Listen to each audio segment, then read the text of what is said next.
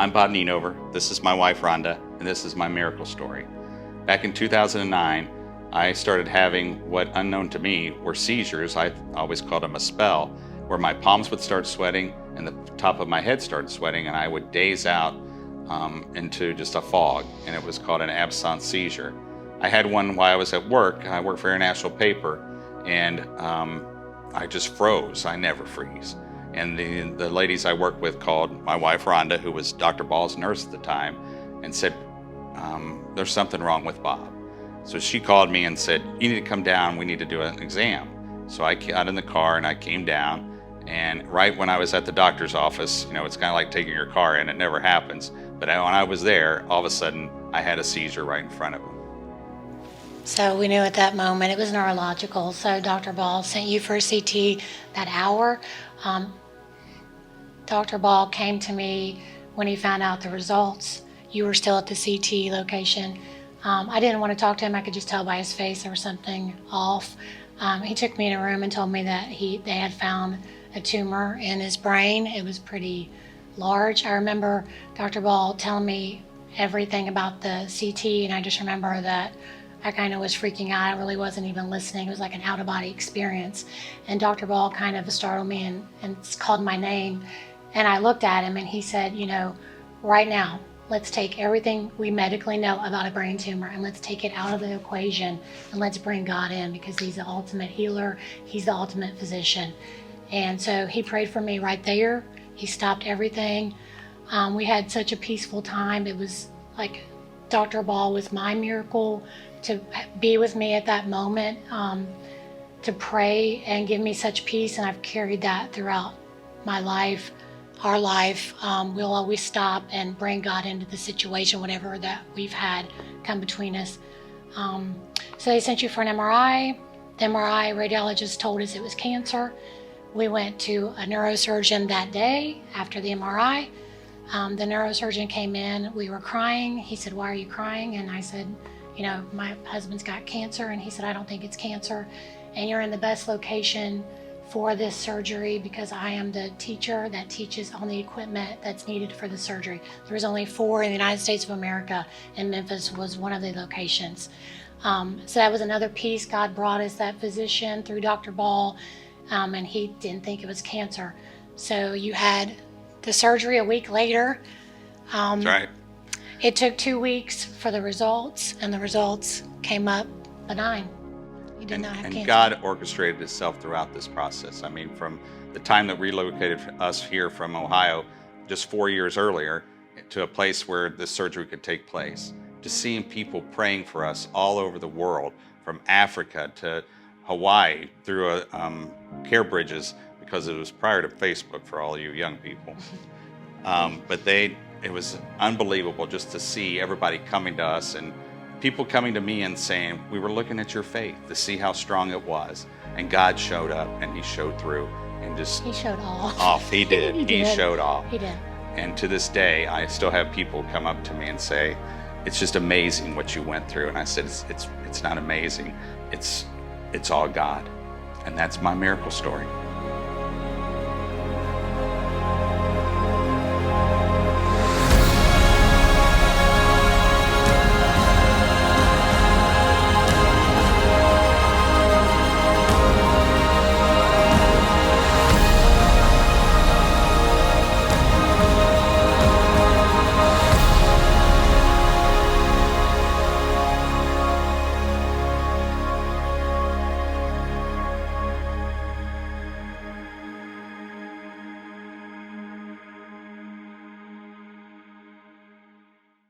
Well, one of my favorite things about my job is I get to hear your stories about what's been going on in your life, how you got to the point that you are today, and where Jesus has intersected your story over the years. And so I get to hear those. One of my favorite things to do, and one of my favorite parts about this series that we've done is you've getting to hear people's stories.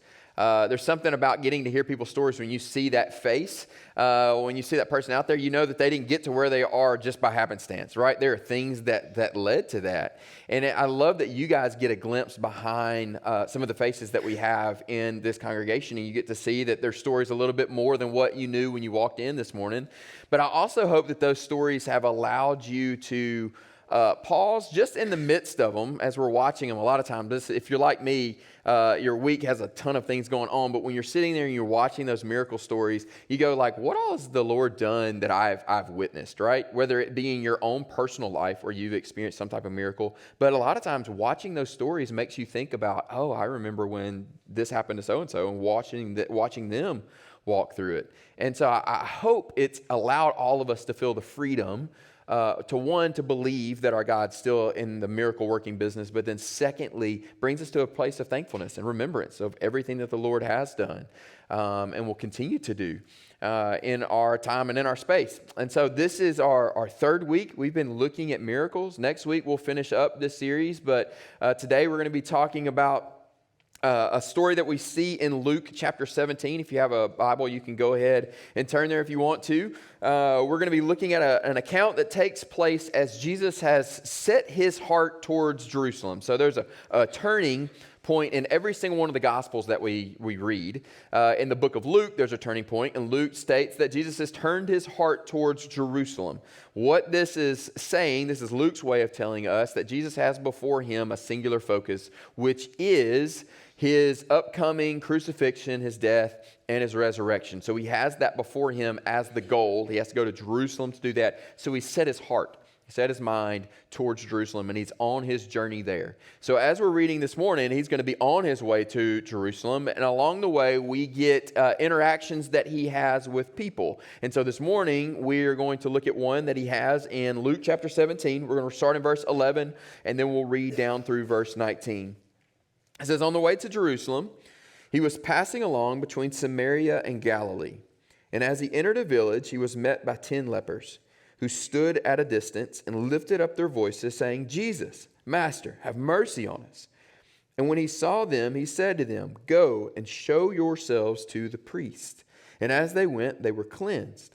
Then one of them, when he saw that he was healed, turned back, praising God with a loud voice, and he fell on his face at Jesus' feet, giving him thanks. Now he was a Samaritan. And then Jesus answered, Were not 10 cleansed? Where are the 9? No one is found to return and give praise to God except this foreigner. And he said to him, Rise and go on your way. Your faith has made you well.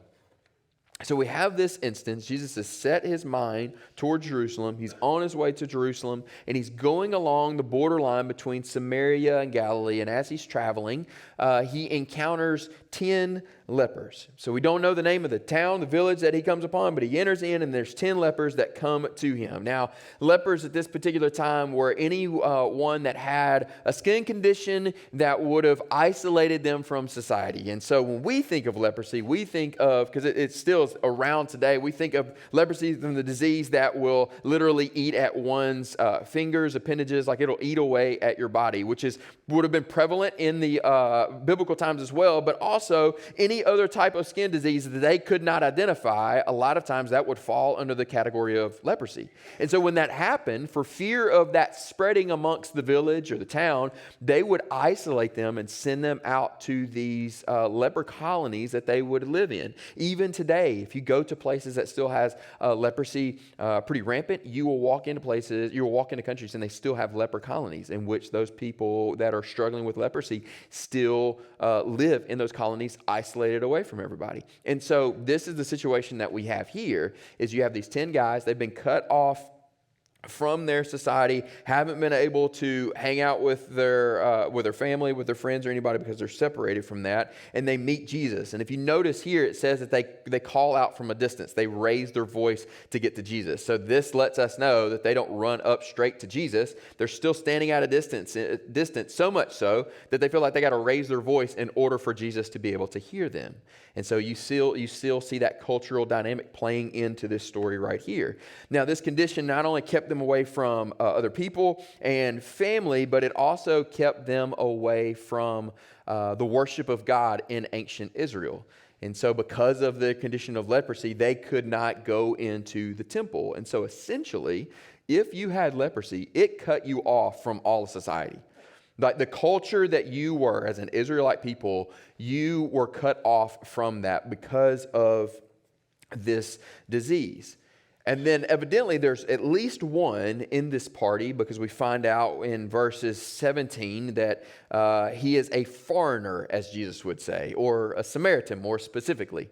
And so you have this guy that has one barrier that's keeping him from fully worshiping God, not being able to travel to the temple in leprosy. But then also you have another barrier. That other barrier is that he is a Samaritan.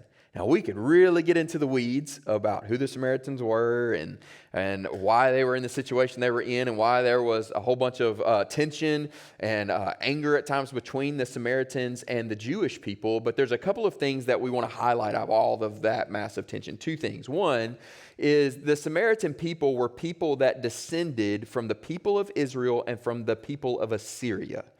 So when the Assyrian people took over the northern kingdom of Israel, part of what the Assyrian nation would do is they would send their people into the foreign land to allow that place to become the new, like a new portion of Assyria. And so from that, you have the Assyrian people. That then created tension between the Jewish people and the Samaritan people, because the Jewish people would say you're not, quote, purely Israeli. There's another lineage that you ascribe to with the Assyrian people. So you didn't stay faithful to God because he only wanted us to stay married within the Israelite people. And so therefore, like your blood is not as pure as ours is. And it created this tension that was there. Well, there's another tension that began to rise, and some of this is related because of not being able to go to the temple and worship. But the Samaritans believed that the worship of God didn't take place on Mount Zion in Jerusalem, where the temple was built.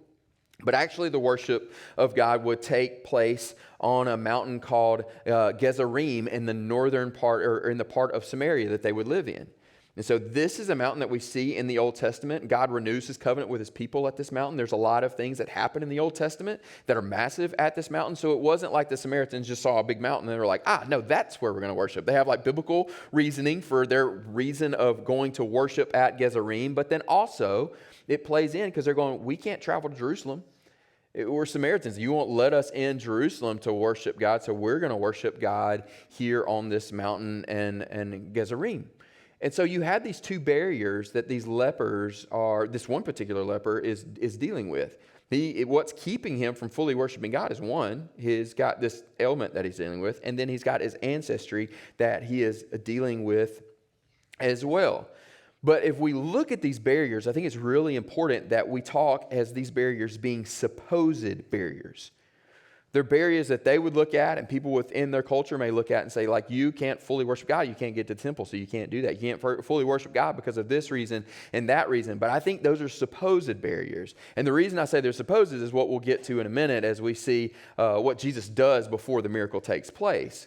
But it made me think as I was walking through this, that there are a lot of times when we think about the concept of miracles, there's a lot of things, many times, that we want God to overcome with a miracle.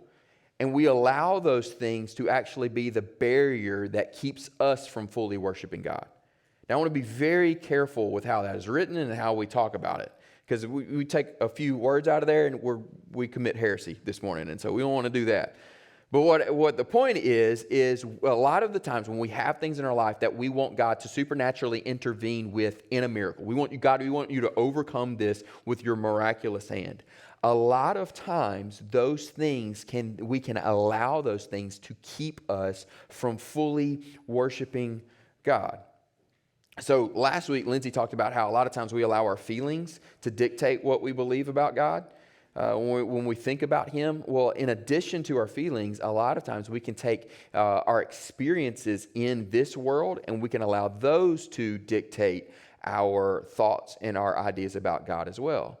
And so if we think about it for a moment, let's say you've got some type of medical condition and you've been dealing with it for a while, whatever it may be. and you keep asking the Lord, you're pleading with him, Lord, would you miraculously, supernaturally, in this moment, would you remove this? Would you take this out of the equation? But over and over again, you still you deal with this medical condition, so it's not going everywhere. So then what that can then lead naturally is you start going like, okay, Lord, what are you doing? Why are you not answering my prayer? Why are you not stepping in here? You know this is causing me pain. You know this is making me miserable. So what's going on here? And a lot of times what creeps into our brain is going like, okay, well then I've got a couple of choices here, God. Like either you don't care about me, you're not listening to me, or you've just, for whatever reason, chosen to turn your back on me and betray me. And before long, those thoughts, those feelings, like Lindsay talked about, begin to rise up. And then we can allow that to keep us from fully worshiping God.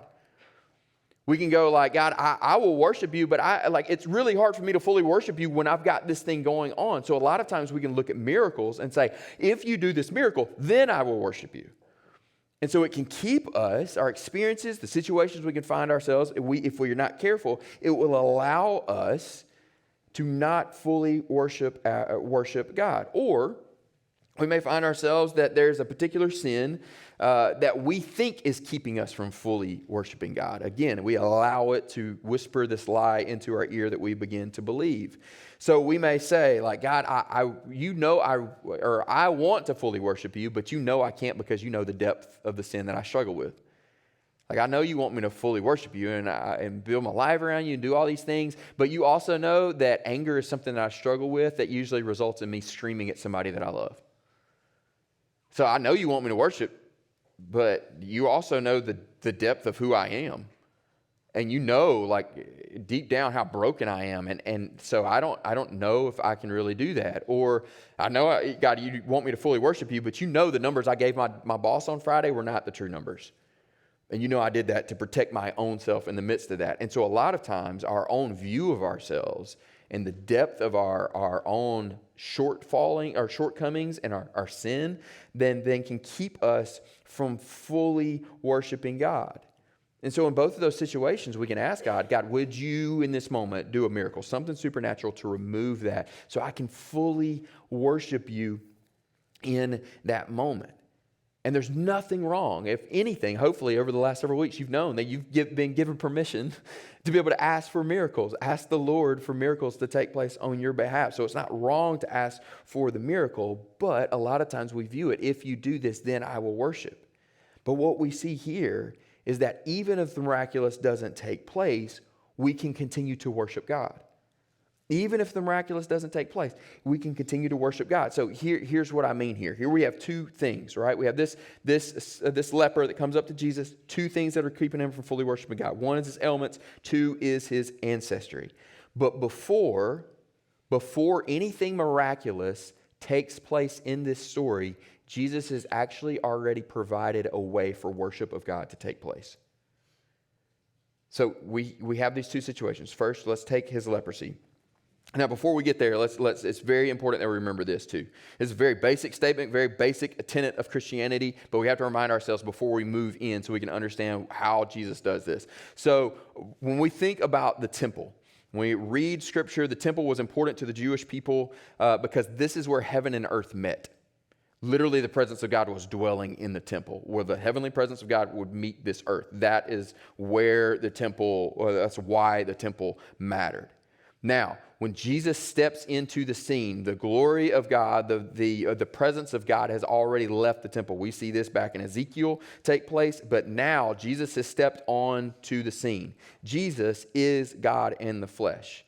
So the flashpoint of heaven and earth meeting was in the temple. Now it is fulfilled in Jesus. Everywhere Jesus walks on this earth, that is the presence of God walking on this earth. So now the shift has been made from the temple. It has been now moved to Jesus. He is the place where heaven and earth meet. He is God in the flesh. So if we take this first ailment that this leper has, which is his leprosy, this disease that he has, this is the thing that is keeping him in his mind. He's going, I can't go to the temple, can't go to Jerusalem and worship God because I have this disease that's causing me to be unclean, so therefore I cannot go there. I can't be close to God's presence. And it would seem that this influences his decisions here, because where does he go? He stops short of Jesus, calls out to a distance.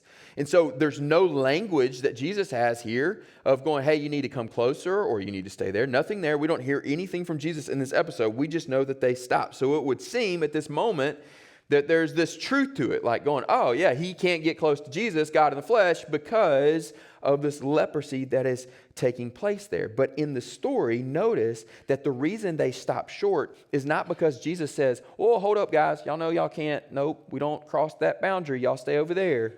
He doesn't stop them. They stop themselves.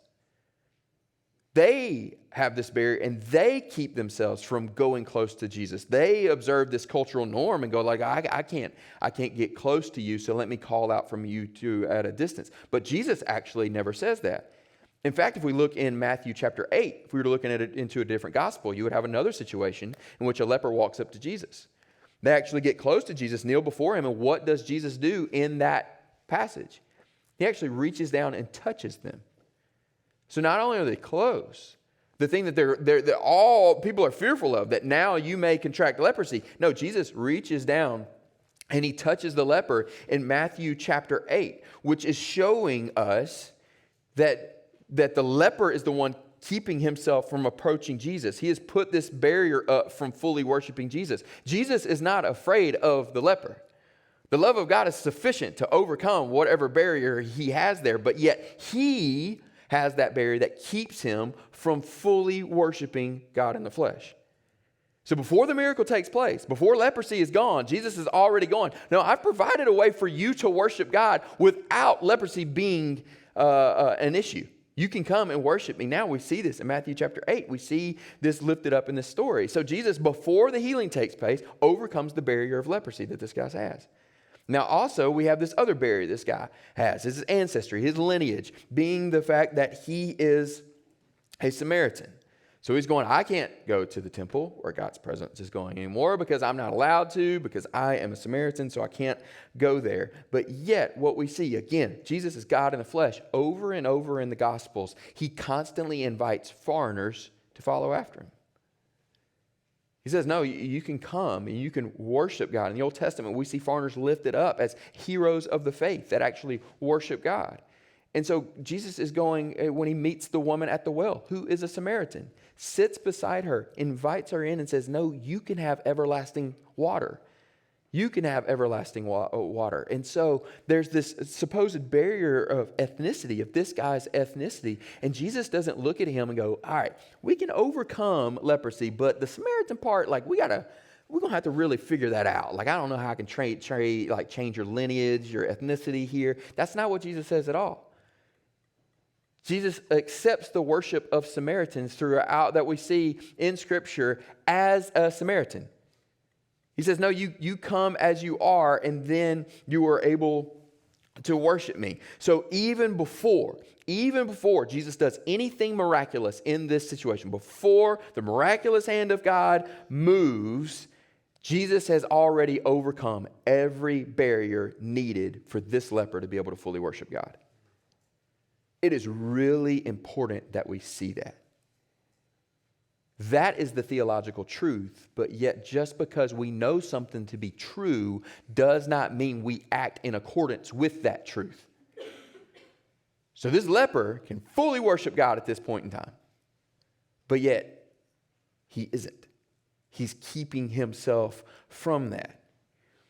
And so as we think about miracles, we can allow the experiences that we have, or that we're in, that we go through, the situation we find ourselves in, or the sin that we may be caught in that moment, and go, these are the things that are keeping me from fully worshiping God. But what we see in this story, what we see throughout Scripture, is the worship of God is always put before us as you can worship God as you are, not as you ought to be.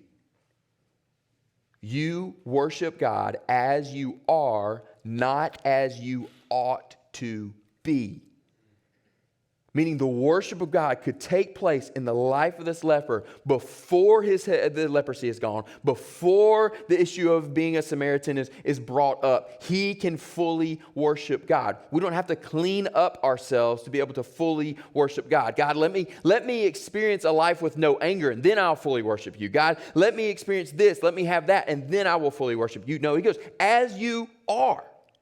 As you are, this is how you are called to fully worship me. That's why I said many times we allow the things that we want God to overcome in a miracle to become. We allow them to be the barrier for us to fully worship God.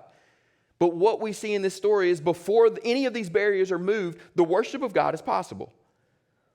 So even when we find ourselves walking through these situations, whether it be a situation we find ourselves or the sin that we find ourselves in, worship of God can take place.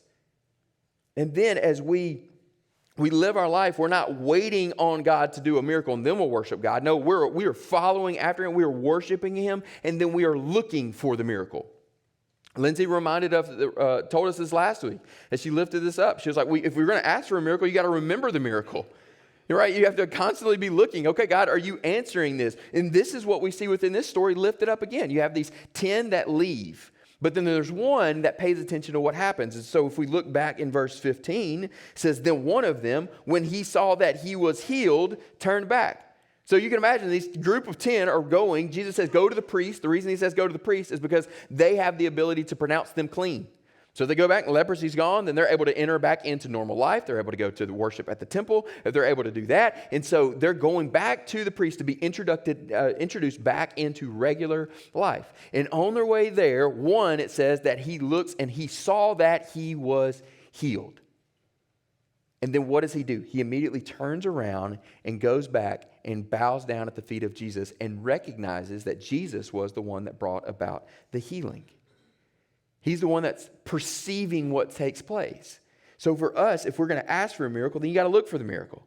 This is just re-emphasizing what Lindsay taught last week, lifted up in a whole other portion of Scripture in Psalm 77. New Testament's bringing that into reality once again. If we ask for the miracle, then look for it to be fulfilled. And so if it's a massive miracle, something like that Bob walked through, then we obviously can pay attention to that, right? If you're in your own life. Bob knew at that moment that God had performed a miracle. But let's say it's a sin that you're struggling over. When we go with the anger idea we had earlier, we have to pay attention to that. Because it may be very well possible that something that would have angered you 10 years ago doesn't anger you now. That is the Lord working a miracle in your life. But if you're not careful, you'll skip over it. You'll be like the 9 instead of the 1. To look and pay attention to what the Lord's doing in that particular moment. But just like this leper, once he notices that God has moved on his behalf, what does he do? He goes back and he praises Jesus for what takes place. Goes back to the source of what has happened. Goes back and he bows down before him, begins to praise him, and this is what makes him stand out from the rest of the group. See, in the story, the other 9, they get to experience the miracle as well. It wasn't as if they continued running to the priest and Jesus was like, oh, never mind, they didn't come back. Y'all still got it. There's nowhere in the story. No, they get to experience the miracle. We have no idea what happened with those 9, but they get to experience the miracle that Jesus provides, but there's one that stands out because he comes back to the source of the miracle. Which leads us to understand that there are 2 options when we have a miracle that takes place in our life. When we experience a miracle, we have 2 options. One of those options is that we can continue to live our life apathetic of the one that saved us. Or the second option, we can reorient our lives around the one that saved us. This is what we see within this group of lepers here. You have 9 who continue to live their life apathetic of what just happened, or you have one that reorients his entire life around what took place. So a lot of times we can ask God for a miracle, and if we're not looking for it, it may pass us by and we're just ignorant to the fact that it took place. Or even if we're looking for it and we pay attention to it, if we're not careful, then the busyness of life and the influence of 1,000 different things will then just make us apathetic to the one that actually performed the miracle. We'll continue to do what we want to do in the midst of life, forgetting the one that provided the miracle for us. So you have these 9 who leave, And if you can imagine, they're super excited to get back into society. For however long they've been cut off. They get to see friends, family again, to get to go and celebrate all of the things that they've missed. And so this is what's driving them. They're going back to the priest. They want to go to the priest and be declared clean so they can enter back into life. The whole time they're so excited about what they want to do, they're forgetting the one that brought them salvation. The one that saved them in that moment. But yet you have this one who's going, and if you can imagine, they're all freaking out running on the way. Evidently something starts happening to where they can notice it. So the leprosy, wherever it is, they can see it taking place. If you can imagine, they're running, bumping each other, going like, your spots are gone. Like, look, like you're healed. It's not there anymore. And you have one of the 10 who goes like, I've got to go back to Jesus. He reorients his whole plans, his whole life around the one that brought about the miracle. He goes back and he begins to fall down at the worship of Jesus. So anytime we experience a miracle in our lives, the correct biblical response to that miracle is to reorient our lives around the one that brought about our salvation. It is always the correct biblical response to any time we experience a miracle in our lives is to reorient our lives around him. It's the miracle that he brought about that brings us back to him and goes, okay, like you are the one that matters supremely above everything else. Over family, friends, what I want to do, you matter supremely over those things. And then when Jesus sees this foreigner, as he says, I love that he points that out because we don't know if the other 9, if there are some more Samaritans in there, if they're all Jewish people, we don't know. But we do know that when he comes and kneels down, Jesus looks at him. The one, he's got his disciples around him. They're on the way to Jerusalem, right? There's always this tension between Jew and Gentile, Jew and Samaritan that's taking place here. Jesus looks at this one and he goes, 9 of the 10 didn't come back, and the one that came back was a foreigner. You can imagine the disciples, they're like, well, we knew Jesus, we knew he was going to come back. He just looked like a guy that was going to come back. But he points that out as the one, he's going, no, the foreigner came back. And he looks at this one that, again, he's been told his whole life, can't go to the temple and be in the presence of God because of your lineage. You can't do that. You can't go and worship God and be in the closeness and the presence of God because of your leprosy. You can't do that. Then Jesus looks at him and says, rise and go on your way. Your faith has made you well. What Jesus is foreshadowing is what he's about to do. He says, rise and go on your way. This language of rise is reminiscent of resurrection language that's about to take place. Jesus is about to go into the tomb and he is going to rise. And when he rises from the dead, he's going to go on his way. He's going to be continuing to instruct people on the kingdom of God. And then he's going to ascend at the right hand of the Father, ruling and reigning until his Father looks at him and says, it's time to go back and end this thing. It's time to go back and redeem all things. He's going to go on and continue to live. He looks at this leper and he goes, I have given you new life. You were dead, cut off from society, cut off from God, but yet I have brought you back to life. And what I want you to do is I want you to go. I don't want you to just sit at my feet and worship me. No, I want you to go and worship me. Everywhere you go, praise the name praise my name as I did this on your behalf. So as we experience miracles in our lives, or we experience the miracles of other people's lives, those are things that we share to show the miraculous, the supernatural, the incredible power of God. It is very well possible that you're in a conversation over the next year or so with someone who's fighting through some type of cancer diagnosis, and hopefully, Holy Spirit inspired in that moment, it'll be Bob's story that comes into your head. And you go, hey, I don't know if this is going to be true for you, but I just want you to know that the God that we believe in, the God that I follow, this is what he's capable of. But for all of us to know that even if God doesn't step into our world and provide some supernatural healing, miraculous healing, that is not a barrier that keeps us from worship of God. Before he does anything miraculous, the worship of God can fully take place. Before God does anything miraculous in your life, the worship of God can continue to take place. And if we're ever in a place where we doubt or we wonder, may what we're going to do this morning with communion and in the celebration of Jesus' life, his death, and his resurrection and ascension, let that be a reminder that God still does the miraculous. Like if you ever wonder if God does anything miraculous, think of the life of Jesus. God who is all-powerful, created things by the spoken word. He chose to put on human flesh and be confined by the limitations of human flesh so that we could see the face of God. A miracle. He went, knew the cross was his destination, had watched people in the Roman Empire and knew about the cruelty in which they went about beating and crucifying people, but yet walked into that willingly laying down his life. Miracle. Laid in the tomb 3 days just to make sure he was dead. 3 days later, steps out of the tomb. Miracle. So if we're ever wondering if our God is still in the business of miracles, may we all remember the miracle of Christ. And so as we have an opportunity this morning to celebrate communion, that is exactly what we're called to do, is to remember the miracle of Jesus. And so here at Get Well, we practice what's called open communion, meaning you don't have to be a member here at Get Well to take communion. It is anybody that is passionately pursuing after Jesus. If you are chasing after Jesus, then you are invited to take communion with us. If there's anybody in here, for whatever reason, you feel uncomfortable with taking communion, that's completely okay with us.